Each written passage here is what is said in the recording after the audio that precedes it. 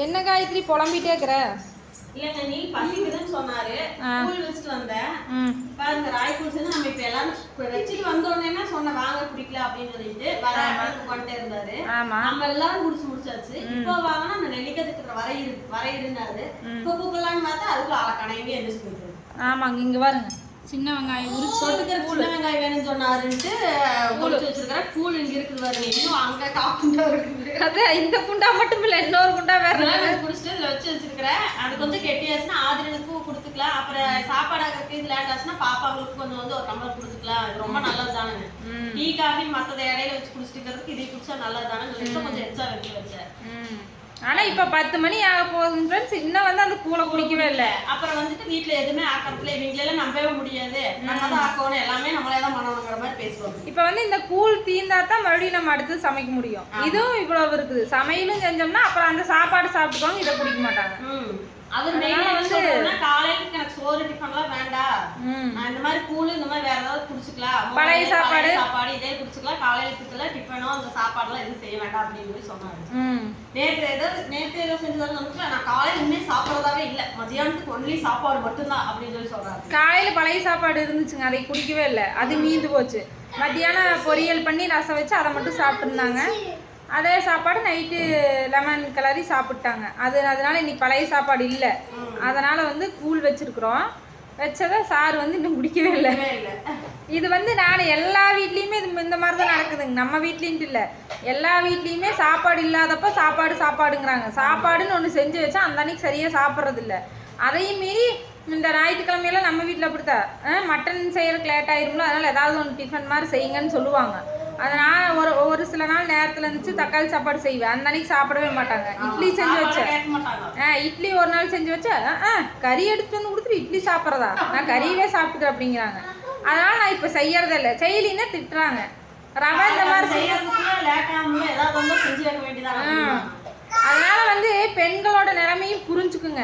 இப்போ இந்த வேலையெல்லாம் கூழ் வைக்கிறதுனா அது ஈஸி தான் அப்படிம்பீங்க, ஆனால் அதுக்கு எவ்வளோ பாத்திரமெல்லாம் கிடக்குதுங்க பாருங்க. இது எல்லாமே கழுவணும், கழுவி நீட்டாக வச்சுட்டு அடுத்த சமையலுக்கு ரெடி பண்ணி அப்புறம் தான் சமைக்கணும். எங்களுக்கு மட்டும் 10 கை இருக்கிற மாதிரி வரன்னு ஒரு செகண்டில் ஒன்று ரெடி ஆகிடும். இப்போ வந்து மட்டன் சிக்கன் எடுக்கிறதுக்கு போவாங்க, போகிறது 8, 8:30 ஆடி அசைஞ்சு போவாங்க, கொண்டு வரது 9 மணிக்கு மேலே தான் வருவாங்க. ஆனால் அரை மணி நேரத்தில் சாப்பாடு ரெடி ஆயிடுச்சா அப்படின்னு கேட்பாங்க. ஒரு 11 மணி ஆயிடுச்சா, 11 மணி வரைக்கும் இன்னும் சாப்பாடு செய்யலையா அப்படிம்பாங்க. ஃபர்ஸ்ட் இந்த கூழை கூடி எவ்வளோ நேரம் வச்சு ஆற வச்சு உனக்கு வான்னு சொன்னா குடிக்க மாட்டேங்குது. இதே வைக்காம இதே நேரம் கூழ் வைக்காம இருந்தா என்ன சொல்லியிருப்பேன், நான் பசியோட இருக்கிற 11 மணி ஆச்சுன்னா ஒன்றும் அதனால வயிறு ஃபுல்லாயிடுச்சா சாமி. இந்த மாதிரி ஒரு பதில், நெல்லிக்காய் ஒன்று சாப்பிட்டேன் பா அங்க ஒண்ணும் இல்லவா கமெண்ட்ல அத நெல்லிக்காய் வாங்கிட்டதே அண்ணா நெல்லிக்காய் வாங்கிட்டதே நீங்க ஜூஸ் போட்டு குடிக்கணும் எடுத்துட்டு போற அக்காவால சொல்லக்கூடாது அப்படிங்க. எனக்கு கொடுக்கவே இல்லவா எனக்கு கேக்குறாங்க ஜூஸ் போட்டாங்களா இல்லையா அது எடுத்து விடு சாமி. காரட்டுமா சிக்கவே இல்ல லைட்டா ஜூஸ் போட்டு தரமா கேட்டா அப்புறம் தரக்கறேன். அத கேக்க நம்ம கேக்குறப்ப வந்து வேண்டாம் சொல்றாரு. அப்புறம் செய்யாதப்ப வந்துட்டு நீ குடுக்கறதே இல்ல நீ பண்றதே இல்ல அப்படினு ஒரே வட போறாங்க.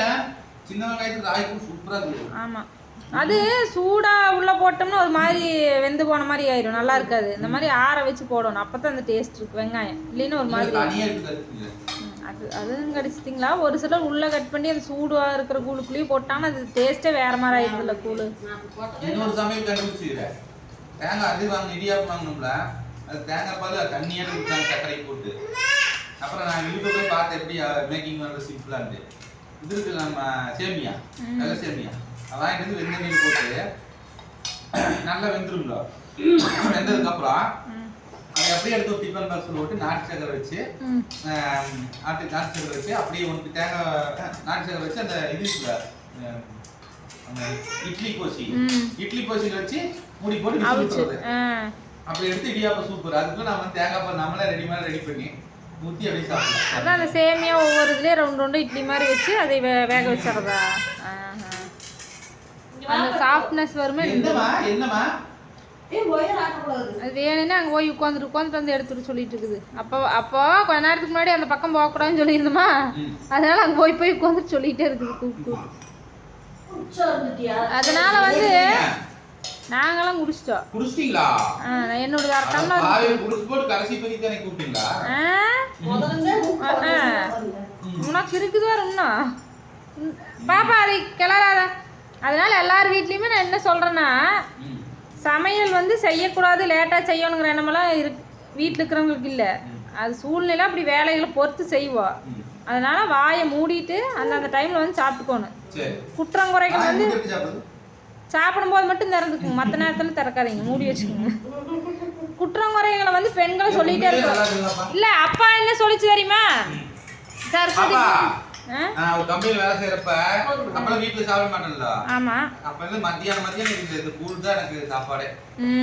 போய் கட்டிக்கிட்டு போய் கண்டிப்பா படிச்சுட்டு வந்து போறேன். இன்னுமே நிறைய பேர் வாழ்க்கையில் அப்படித்தான் இருக்குது. கம்மங்கூழ், பிஸ்கட்டு. அவங்க வந்து கம்மங்கூழுமே ராய்கூழும் மிக்ஸ் பண்ணிருக்காங்க. அதுவும் நல்லா இருக்கு. அங்கே ஒரு பாத்திரக்காரரு நான் பார்த்த கோவிலில் பசியாட்டத்துக்கு மத்தியான நேரம் பிஸ்கட் கட்டு வாங்கிட்டு வந்து 2 வச்சு சாப்பிட்டுக்கிறாரு. அவ்வளோ பெரிய ஆம்பளை பிஸ்கட் கட்டு சாப்பிட்டுக்கிற அப்படி சாப்பாட்டுக்கு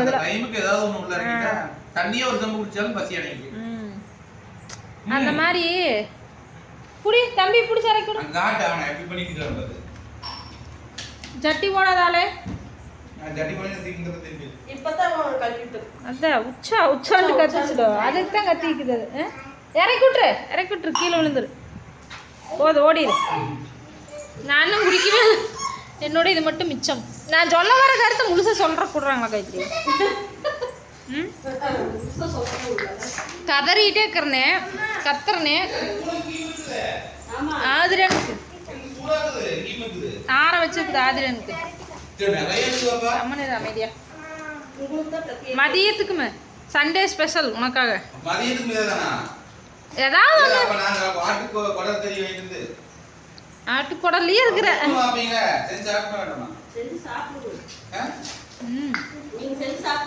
நீங்களாம் சாப்பிடு. நான் விரதம் இருந்தேன்னா அதெல்லாம் நினைக்கவே மாட்டேன்.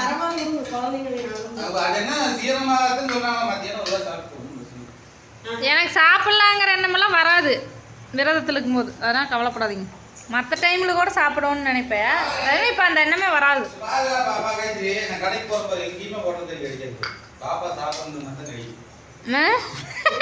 சாமியே சாபம் முட்டுருச்சு உனக்கு கிடைக்காது. நீ லேட்டாக போனால் அப்புறம் எப்படி கிடைக்கு? அதனாலையும் ஃப்ரெண்ட்ஸ் நான் சொல்ல வருவது என்னவென்றால், நான் சொல்கிறது சொல்லாமல் விட மாட்டேன், சொல்லி முடிக்காமல் விட மாட்டேன். அதனால் வீட்டில் இருக்கிற பெண்களை வந்து தேவையில்லாத பேசாதீங்க. பாத்திரம் கழுவணும். என்னமோ எங்கள் அப்பா என்ன சொல்லுது, அரிசி குக்கரில் ஓட்ட சோறாச்சு அப்படிங்கிற அப்படி ஈஸியாக சொல்லிடுற. அப்படியே அதுக்கு பாத்திரமெல்லாம் கழுவித்தான் செய்யணும், சும்மா செய்ய முடியும். ஊற வச்சு அரிசி போட்டு அது நம்ம வீட்டிலலாம் நடந்தே செய்ய வேண்டியது இருக்குது.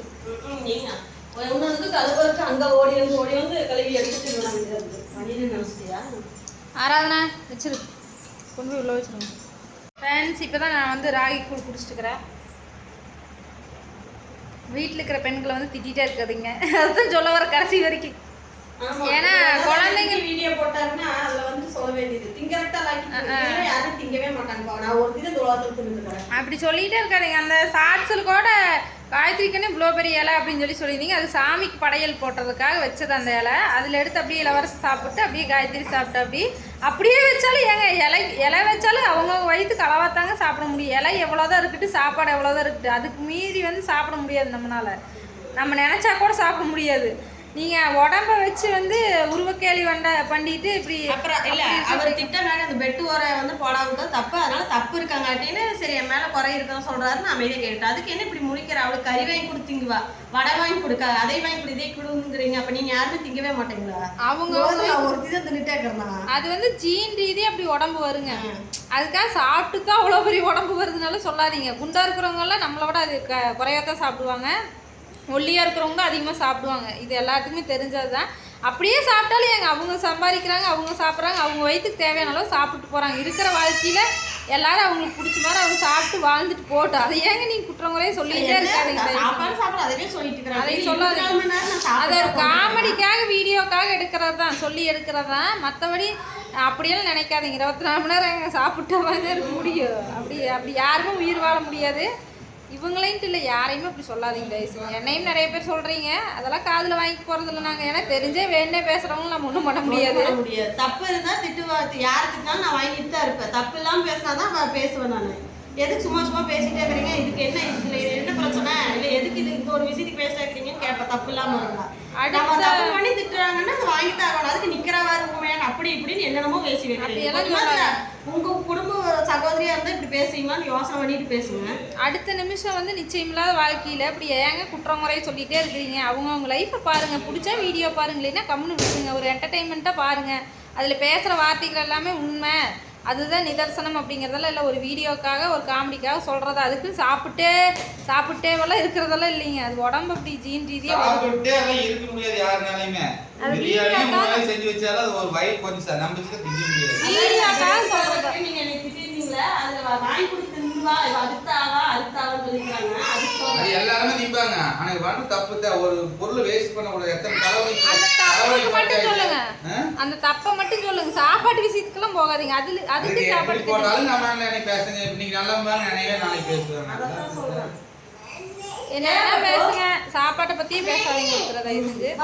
ஓகேங்க ஃப்ரெண்ட்ஸ், வீட்டில் எல்லா பெண்களுமே வந்து அவங்க குழந்தைங்களுக்கு நேரமாக சமைச்சு கொடுக்கணும்னு தான் நினைப்பாங்க. அது சூழ்நிலை உடம்பு ரீதியாகவும் அது வேலை அதிகமாக இருந்தாலும் கொஞ்சம் லேட் ஆகும். அதுக்காக வந்து வீட்டில் சாப்பாட்டை வச்சு சண்டை போடுறது, சாப்பாடே செய்யறதில்ல, வேலையே செய்யறதில்லைன்னாலும் சொல்லாதீங்க. வீட்டு வேலை செஞ்சு பார்க்குறவங்களுக்கு மட்டும்தான் அந்த வேதனையும் வலியும் புரியும். வெளியில் போயிட்டு வர வேலை கூட ஈஸி தான், போயிட்டு வந்துட்டு ரிலாக்ஸாக வந்து படுத்துக்கலாம், ரெஸ்ட் எடுத்துக்கலாம். ஆனால் வீட்டு வேலை செஞ்சு பார்த்தீங்கன்னா தான் உங்களுக்கு தெரியும். தொடர்ந்து எழுந்திரிச்சு பாத்திரங்கள் வருது, வீடு கூட்டுறது, துணி துவைக்கிறது, அதவே தொடர்ந்து செஞ்சுட்டே இருந்தீங்கன்னா தான் அந்த வலி வேதனை உங்களுக்கு புரியும். ஓகே ஃப்ரெண்ட்ஸ், அடுத்த வீடியோவில் பார்க்கலாம். பாய்.